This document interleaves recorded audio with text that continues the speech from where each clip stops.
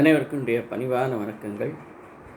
இன்றைய ஆன்மீக சிந்தனையிலே வைகாசி மாதத்தினுடைய சிறப்பை நாம் சிந்திக்க இருக்கிறோம்.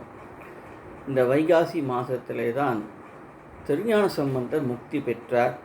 வைகாசியிலே திருஞான சம்பந்தர், திருநீலகண்ட யாழ்ப்பாணர் மற்றும் பல அடியார்களெல்லாம் வைகாசி மூலத்திலே அவர்கள் முக்தி பெற்றார்கள். இன்னும் பல சிறப்புகள் வைகாசி மாதத்துக்கு உண்டு. முருகப்பெருமான் அவதாரம் செய்தது வைகாசி மாதத்திலே என்று குறிப்பிடுகிறார்கள். அதை தவிர புத்தர் அவதாரம் செய்ததும் இந்த வைகாசி விசாகத்திலே தான். தஞ்சை பெரிய கோயிலில் ஒரு கல்வெட்டில் பெரிய கோயிலை கட்டிய ராஜராஜனின் சரித்திரத்தை நாடகமாக அரங்கேற்றுவதற்கு வைகாசி விசாக தினத்தில் ஊதியமாக நெல் வழங்கினான் என்று கல்வெட்டிலே குறிப்பிடப்பட்டிருக்கிறது. மகாபாரதத்தில் வில் வித்தகனான அர்ஜுனன் சிவனிடமிருந்து பாசுபதத்தை ஆயுதமாக பெற்றான்.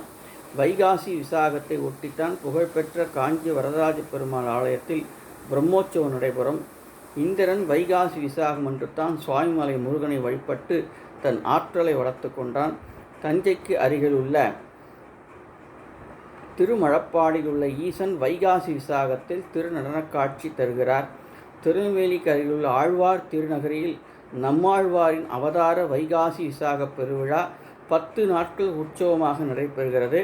திருச்செந்தூரில் வைகாசி விசாகம் 10 நாட்கள் கோலாகலமாக கொண்டாடப்படுகிறது. வைகாசி விசாகம் பெருவிழாக கொண்டாடப்பட முருகன் கோயிலே இல்லை என்று கூறலாம். இது போன்ற பல தகவல்கள் வைகாசி மாதத்திலே இருக்கிறது. அதை நாம் இன்று தெரிந்து கொண்டோம். நன்றி, வணக்கம்.